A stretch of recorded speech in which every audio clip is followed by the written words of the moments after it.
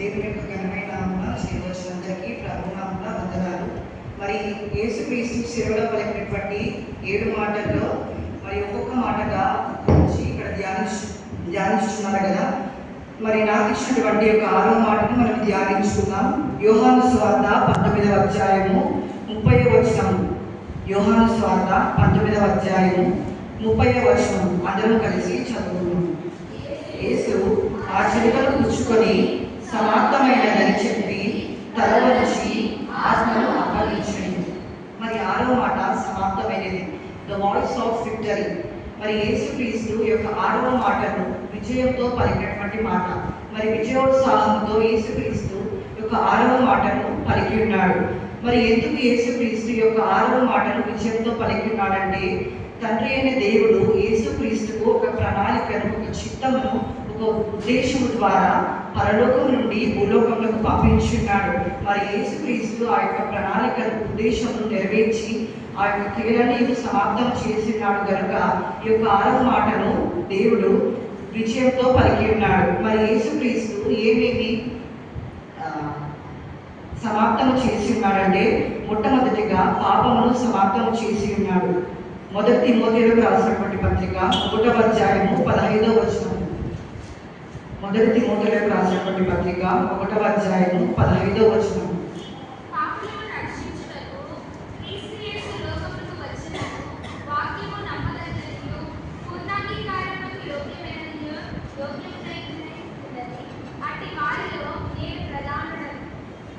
మరి యేసుక్రీస్తు మొట్టమొదటిగా పాపమును సమాప్తం చేసి ఉన్నాడు.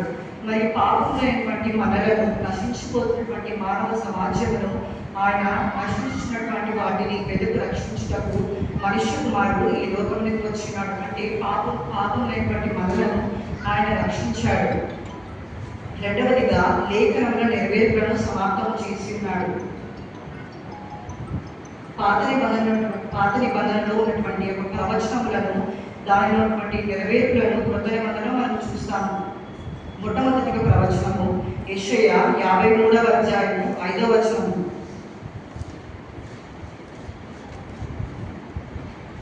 యెషయా 53వ అధ్యాయము 5వ వచనము.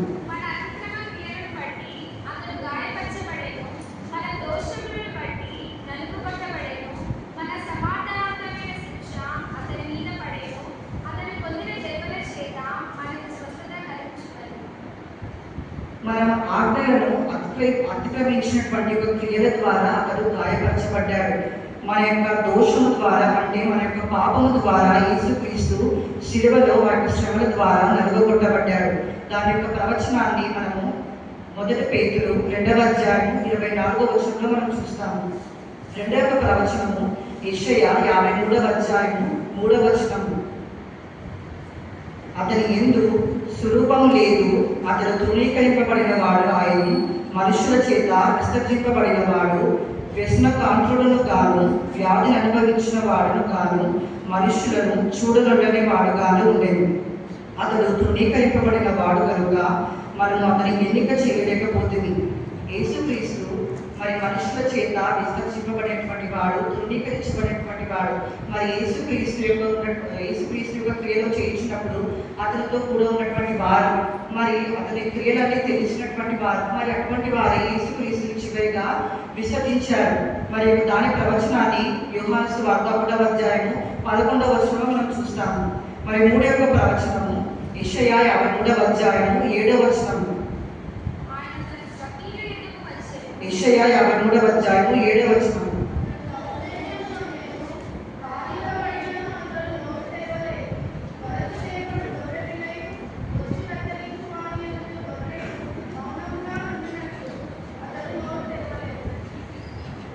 మరి యేసుక్రీస్తు దౌర్జన్యము నొందాడు, మరి బాధింపబడినను అతడు నోరు తెరవలేదు. మరి ఎటువంటి శ్రమను దేవుడు, ఎటువంటి బాధను కలిగించినా ఆయన మాత్రం నోరు తెరవలేదు.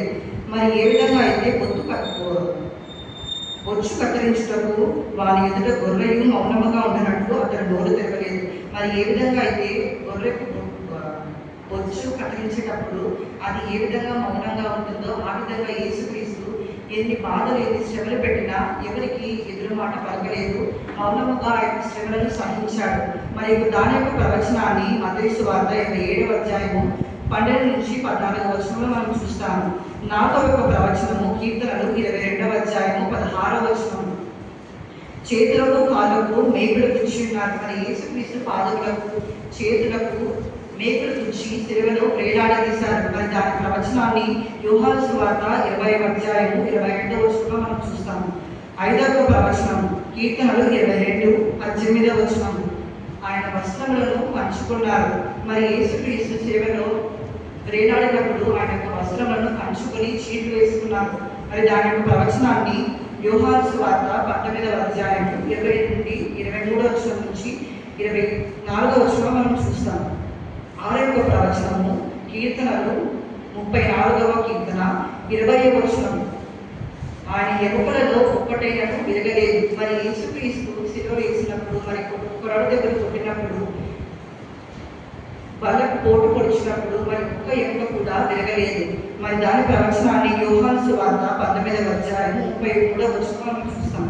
చివరిగా జకర్యా 11వ అధ్యాయము 12 నుంచి 13వ వచనం. యేసుక్రీస్తును 30 వెండి నాణాలకు అమ్మివేశారు. మరి యూదా ఇశ్రాయేలును పిలిచి అక్కడ యాజకులు పరిసయ్యులు 31 వెండి నాణాలకు తూచి యేసుక్రీస్తును అప్పగించమని అడిగారు. మరి దాని యొక్క ప్రవచనాన్ని మత్తయి సువార్త 26వ అధ్యాయము 15వ వచనంలో మనం చూస్తాం. మూడవదిగా ఏమి సమాప్తం చేశాడంటే క్రీస్తు యొక్క శ్రమలను సమాప్తం చేశాడు.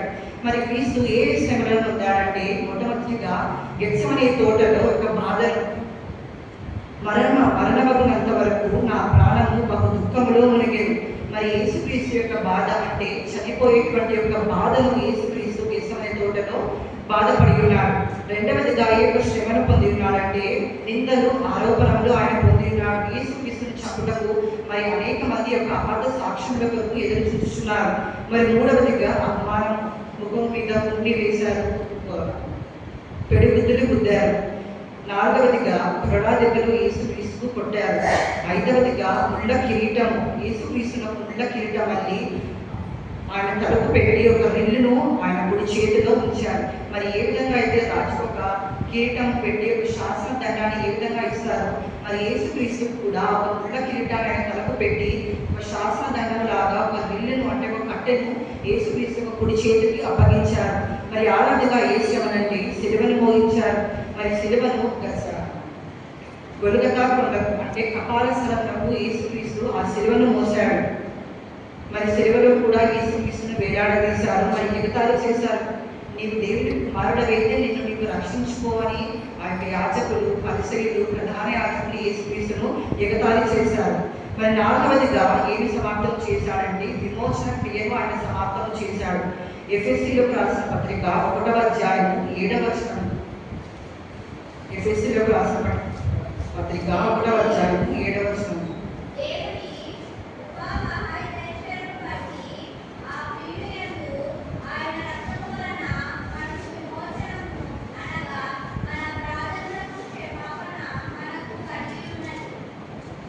ఆయన మహిమైశ్వర్యులలో అనగా ఆయన యొక్క రక్తము ద్వారా మనలను పాపముగా ఉన్నటువంటి మనలను ఆయన విమోచనం అంటే పాప జీవితంలో ఉన్నటువంటి మనలను ఆయన పరిశుద్ధులుగా తీర్చి మనకు పాపం నుండి విమోచనం అనగా విడుదలను మనకు అనుగ్రహించాడు.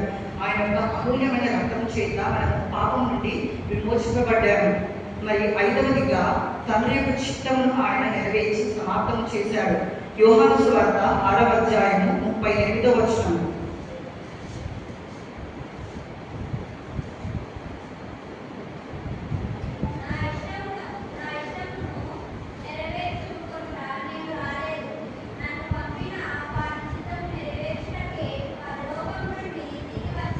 మరి యేసుక్రీస్తు తన చిత్త ప్రకారం తన ఇష్ట ప్రకారం పరలోకమును విడిచి భూలోకములకు రాలేదు.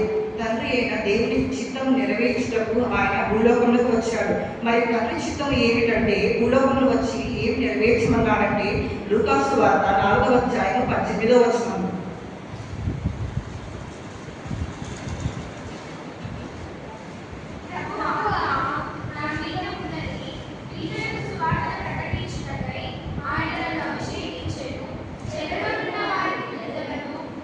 ఆయన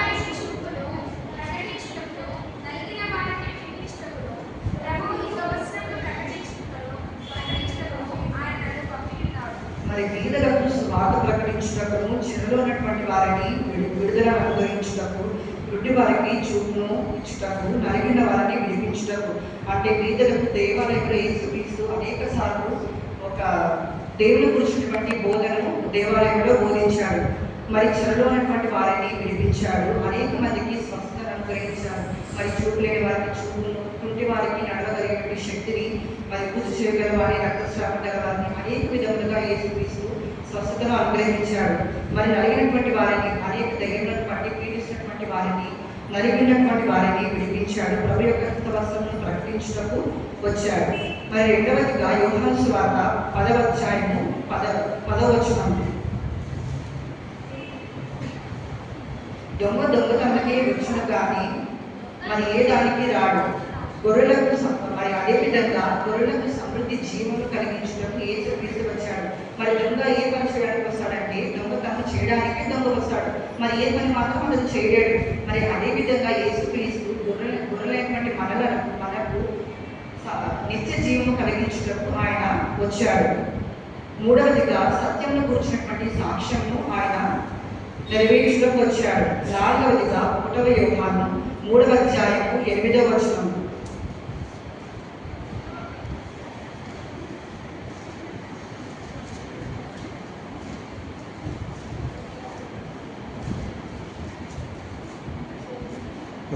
ఎక్కువైంది టైం.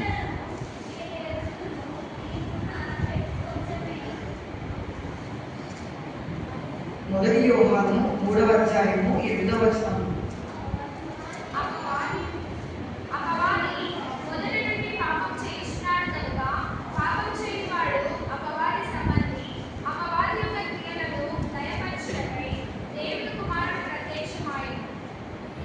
మరి యేసుక్రీస్తు నాలుగవదిగా అపవాది యొక్క క్రియలను మన ఎడల లయపరచుటకు వచ్చాడు.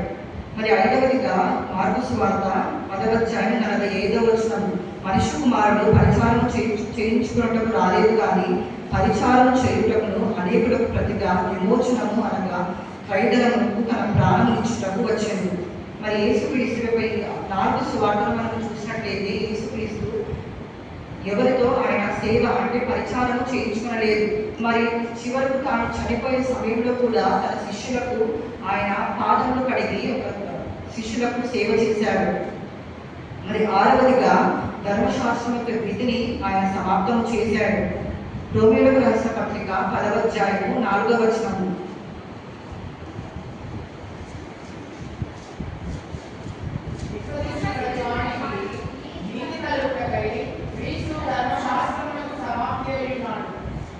మరి క్రీస్తు ధర్మశాస్త్రములకు సమాప్తి అయినాడు. మరి మోషే రాసినటువంటి 5 కాండములు ధర్మశాస్త్ర కాండములు. మరి యొక్క ఈ ధర్మశాస్త్రం మనం చూసినట్లయితే ఈ ధర్మశాస్త్రము ఏ తప్పుకు ఏ విధంగా శిక్ష విధించాలి, మరి ఏ విధంగా శిక్షను అమలు చేయాలి అని ధర్మశాస్త్రం మనకి నేర్పిస్తుంది, బోధిస్తుంది. మరి ఈ ధర్మశాస్త్రంలో ఈ శిక్షను విధించినప్పుడు చాలా కఠినముగా ఖండితముగా శిక్షలు ఉండేవి. మరి ఆ శిక్షలు కూడా అదే విధంగా ఖండితముగా అమలుపరిచేవారు. మరి ఈ శిక్ష విధించినప్పటికీ వారు ఆ యొక్క పాప ప్రాయశ్చిత ప్రకారంగా మేకల యొక్క రక్తం ద్వారా కానీ ఎద్దు యొక్క రక్తం ద్వారా కానీ దేవునికి బలిగా అర్పించి మరి వారు తిరిగి ఆ పాపంలోకి లోనవుతున్నారు. మరి యేసుక్రీస్తు యొక్క బలి ద్వారా ఈ యొక్క ధర్మశాస్త్రం విధిని కొట్టివేశాడు. ఏ విధముగా అంటే క్రీస్తు బలి ద్వారా అన్ని బలులు సమాప్తము చేశాడు. ధర్మశాస్త్రం మనకు నేరాలు చూపిస్తుంది, వాటిని సిలువలో కొట్టివేశాడు. మరి ఆరవదిగా యాజకుని మధ్యవర్తిత్వము సమాప్తము చేశాడు. మరి యేసుక్రీస్తు సిలువలో పలికినటువంటి 6వ మాట తర్వాత దేవాలయపు తెర రెండుగా చిరిగింది. మరి దేవాలయపు తెరకు యేసుక్రీస్తు మరణముకు ఏమైనా సంబంధం ఉందా అంటే సంబంధం ఉంది. మరి ఏ విధంగా అంటే దేవాలయపు తెర ఒక అడ్డు తెరగా దేవాలయంలో ఉండేది. మరి దేవాలయంలో 3 భాగాలు ఉండేవి. అతి పరిశుద్ధ స్థలము, పరిశుద్ధ స్థలము, ఆవరణము. మరి అతి పరిశుద్ధ స్థలంలో ఎవరు వెళ్ళేవారంటే ప్రధాన యాజకుడు సంవత్సరంలో ఒకసారి మాత్రమే ఈ యొక్క అతి పరిశుద్ధ స్థలంలోనికి వెళ్ళేవాడు. ఈ యొక్క అతి పరిశుద్ధ స్థలం అనేది అత్యంత పవిత్రమైనది, శ్రేష్టమైనటువంటి ఒక స్థల భాగం. మరి ఈ అతి పరిశుద్ధ స్థలంలో దేవుని యొక్క మహిమ ఎప్పుడూ ఉంటుంది. ఇక్కడ మోషే యొక్క మండాపాత్ర, అహరోను కర్ర, ధర్మశాస్త్రం యొక్క పలకలు, మందసం ఇక్కడ ఉంటుంది. మరి పరిశుద్ధ స్థలంలోనికి యాజకులు మాత్రమే ప్రవేశించేవారు. ఇక్కడ దేవస్థానము, సమర్పణ రొట్టెల వల్ల ధూప బలిపీఠం ఇక్కడ ఉండేది. మరి ఆవరణంలో సామాన్యమైనటువంటి ప్రజలు ఇక్కడ ఉండేవారు. ఇక్కడ బలిపీఠము, స్నాన పాత్ర, కంచు పాత్ర ఇక్కడ ఉండేది. ఈ విధంగా ఆచార విభేదం అనేది ఈ యొక్క దేవాలయంలో మనం చూస్తాము. ఈ అతి పరిశుద్ధ స్థలంలోనికి మాత్రం ప్రధాన యాజకుడు ఒక్కడు మాత్రమే సంవత్సరానికి ఒక్కసారి మాత్రమే వెళ్ళేవాడు. ఏ విధంగా అంటే సంవత్సరానికి ఒక్కసారి మనుషుల యొక్క ప్రతిగా బలులు లోపలికి బలిగా అర్పించడానికి ప్రధాన యాజకుడు వెళ్ళేవాడు. మరి ప్రధాన యాజకుడు పాపో పరిశుద్ధం అని ఎవరికీ తెలియదు. ప్రధాన యాజకుడు లోపలికి వెళ్ళేటప్పుడు ప్రధాన యాజకుడి నడుముకి గంట కానీ తాడు కానీ కట్టి లోపలికి పంపించేవారు. మరి ప్రధాన యాజకుడు పాటిగా ఉండి అక్కడ చనిపోతే మరి అక్కడ తీసుకోవడానికి 10 మంది వెళ్ళినా ఆ 10 మంది కూడా అక్కడ చనిపోతారు. అందుకు ప్రధాన యాజకుడి నడుముకు తాడు కానీ గంట కట్టి లోపలికి పంపించేవారు.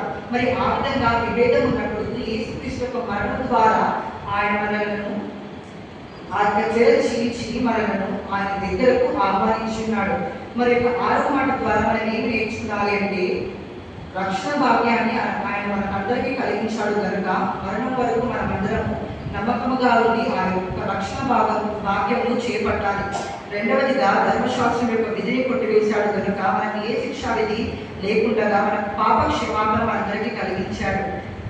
మూడవదిగా యాజకుని మధ్యవర్తిత్వము అడ్డుతెర లేకుండా ఆయన మనల్ని ఏర్పరచుకున్నాడు, మనకు పిలిచి ఉన్నాడు, ఆయన మనను సొత్తుగా చేసుకున్నాడు, మనకు ఆహ్వానించాడు. Thank you.